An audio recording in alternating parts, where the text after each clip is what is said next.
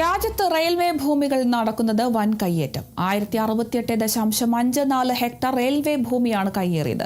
കഴിഞ്ഞ 5 വർഷത്തിനിടെ ഭൂമി കയ്യേറ്റം 32% വർദ്ധിച്ചെന്ന് ഇന്ത്യൻ റെയിൽവേയിൽ നിന്ന് ലഭിച്ച വിവരാവകാശ രേഖകൾ വ്യക്തമാക്കുന്നു.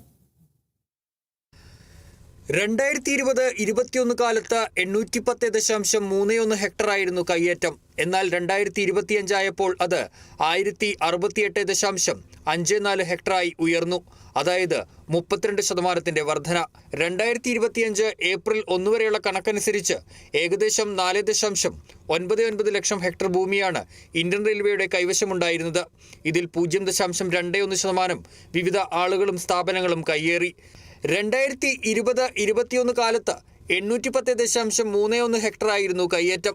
2021-22 കാലത്ത് ഇത് 782.81 ഹെക്ടറായി കുറയ്ക്കാൻ കഴിഞ്ഞു. എന്നാൽ അടുത്ത വർഷമായപ്പോൾ ഭൂമി കയ്യേറ്റം 1078.55 ഹെക്ടറായി വർദ്ധിച്ചു. ഒരു വർഷത്തിനിടെ കയ്യേറിയത് 268 ഹെക്ടർ ഭൂമി. 98.02 ഹെക്ടർ ഭൂമി മാത്രമാണ് കഴിഞ്ഞ 5 വർഷത്തിനിടെ തിരിച്ചുപിടിക്കാനായതെന്ന് റെയിൽവേ വ്യക്തമാക്കുന്നു.